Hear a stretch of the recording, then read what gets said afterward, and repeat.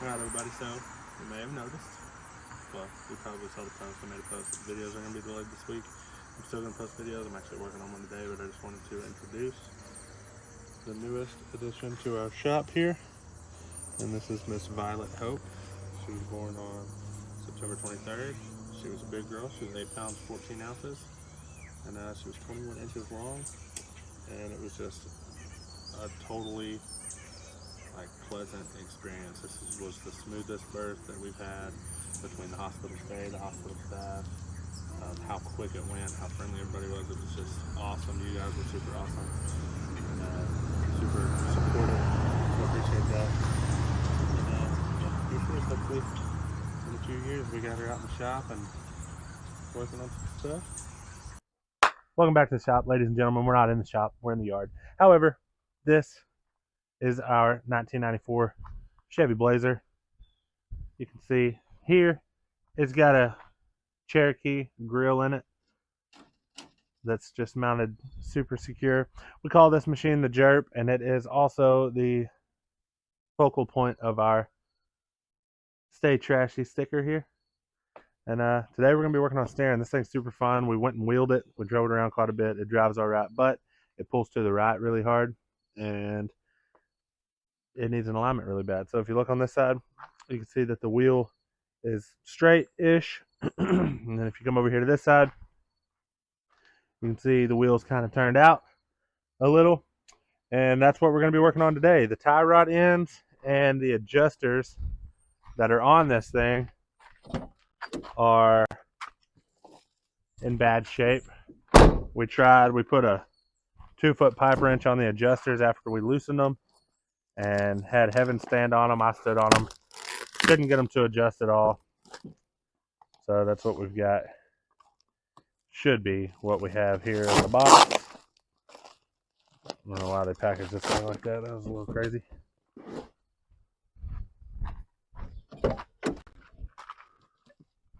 I grab a knife.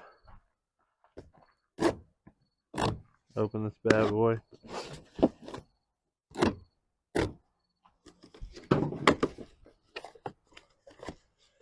So we've got tie rod ends.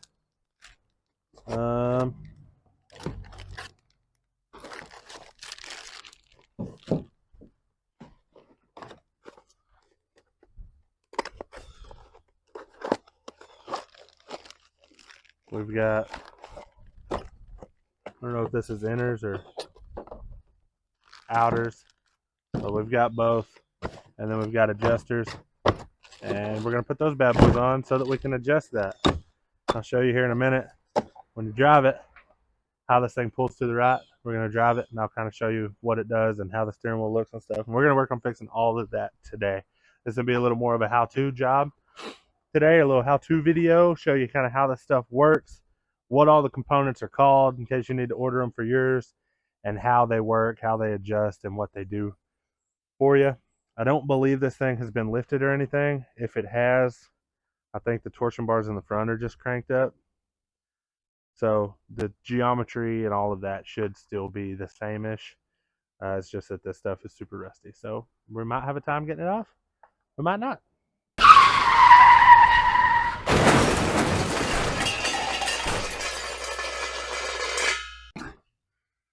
All right, ladies and gents. First step's going to be getting the front of this thing up off the ground so we can get to all these parts comfortably. Oh. And you don't ever want to work under a car just on a jack. So we're going to jack this puppy up and get some jack stands under it. This is something that, if I'm being honest, I struggle with because it's really easy just to put a jack under it and then climb under here. But I'm trying to teach my kids not to do that because I don't want a car to fall and crush any of them.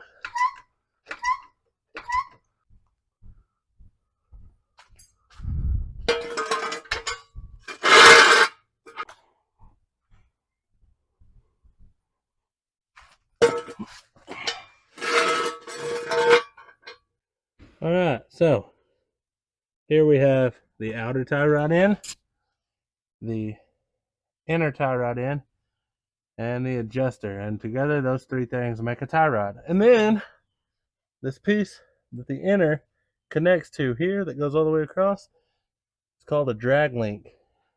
It goes all the way across and connects the two tie rods to the pitman arm and the idler arm.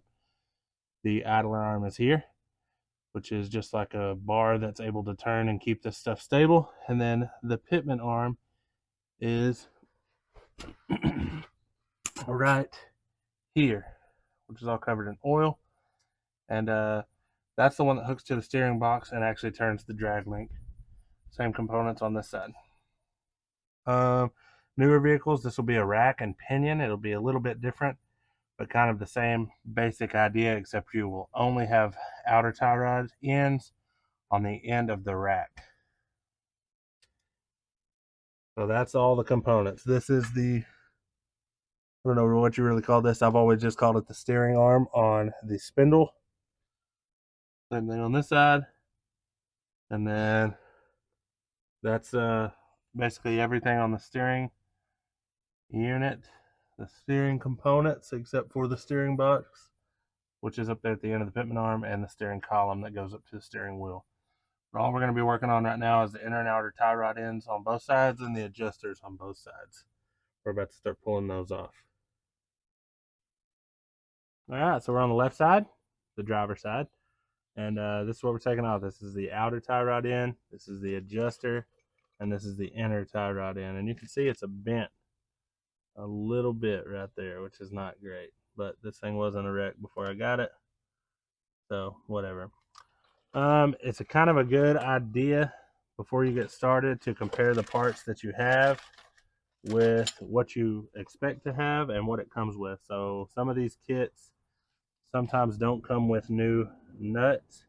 You're expected to use the old nuts, and sometimes they come with new ones. These kits that we have came with new ones, so when we're working on these, it won't really hurt for us to get this thing in here and kind of bash on it with a hammer to get that out, because that's going to be hard to get out. I have to show you a couple tricks, I think, to get that out. The inner one is also going to be hard. I'm not super sure what I'm going to do about that one being so hard to get out, but we're gonna mess with it. And look, looks like we've got everything we need: inner tie rod end, outer tie rod end, and adjuster. So I'm about to get started taking all this stuff loose and knocking it all loose and getting it out of here. All right, so I've already got this nut loose. This cotter pin wouldn't come out and it just broke off, so kind of amazing that it was able to break and let this thing come off. That's what you're going to do, is just somehow get that cotter pin out. It looks like I think I got one in here somewhere. Right there. It looks like that. That's a cotter pin. It goes through that hole, and then you bend these ends, and that keeps this nut from being able to back off while you drive. It's a safety feature. I was able to break those off, but you can take them out either way. And then we're just going to smack on this with a hammer until that comes out.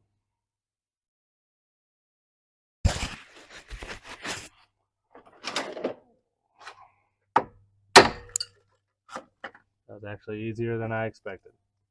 That's insane that that just came out so easy. Hopefully this one comes out that easy too.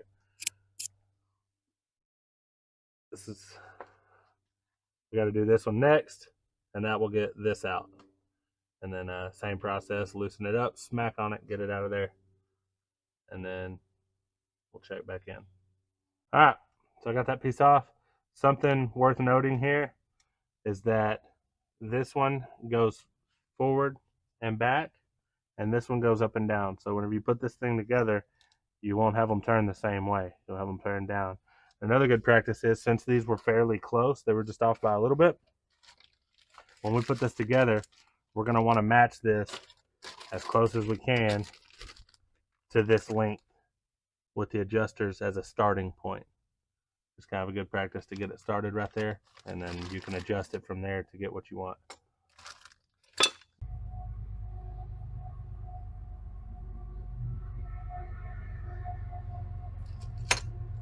Alright, so on the old kit, the short tie rod end was the inner. That went into the drag length. And on this kit, the inner, you can see has a lock nut on it, is the long one. So you just kind of have to look on your kit and see how that lines up, how that works. But once you get this set to about the same length,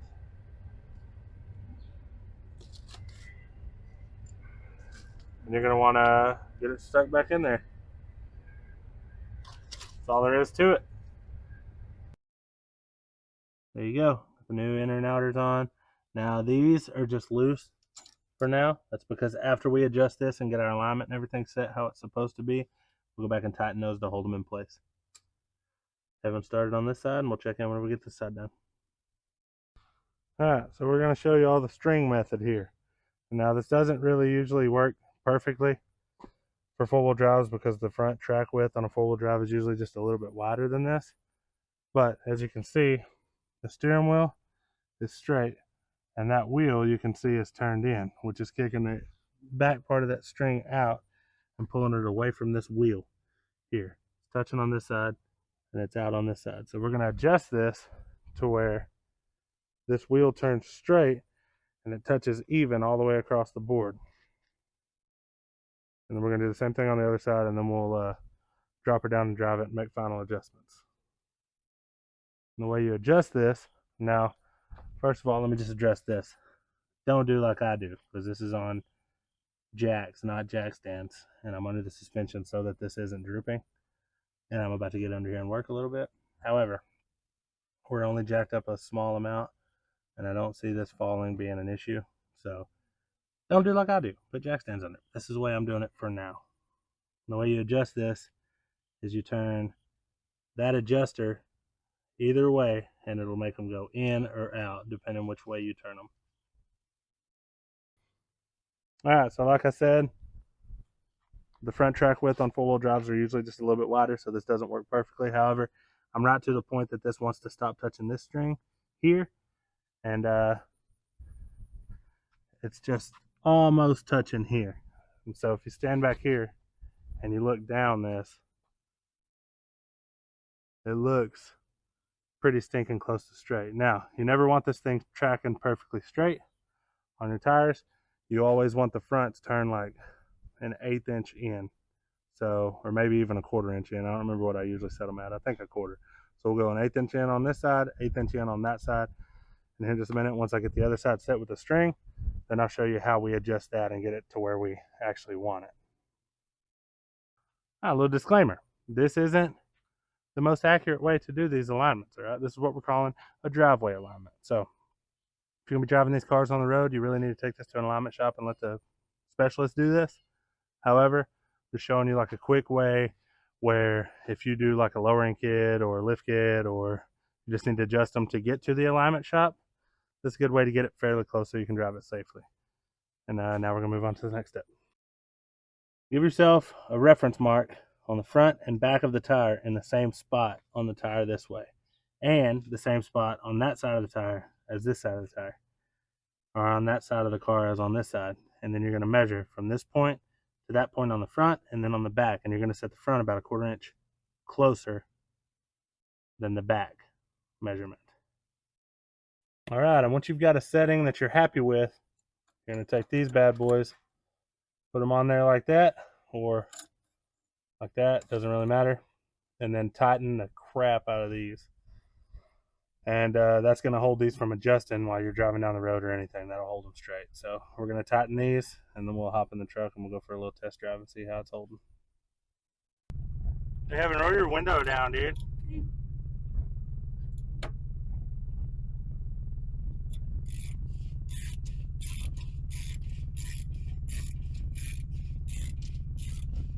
Nice.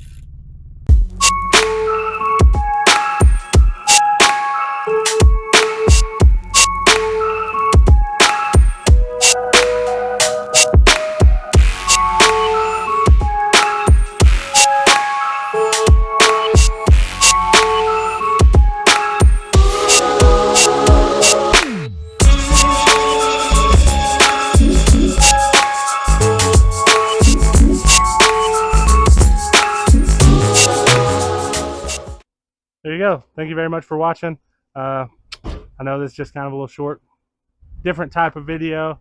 Kind of show off Jerp a little bit. We've kind of been on this one for a little while.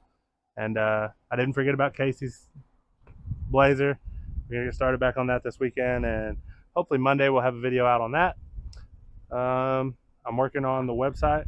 I've got a couple t-shirt designs. I ordered samples. I just want to get them and check them out before I order them and actually put them for sale. I want to make sure you are getting a good product. And we've got some stickers. We've got some stuff. I'm going to talk about that hopefully in a future video coming up soon. That's the Jerp. Thanks for watching. And we'll see y'all on the next one.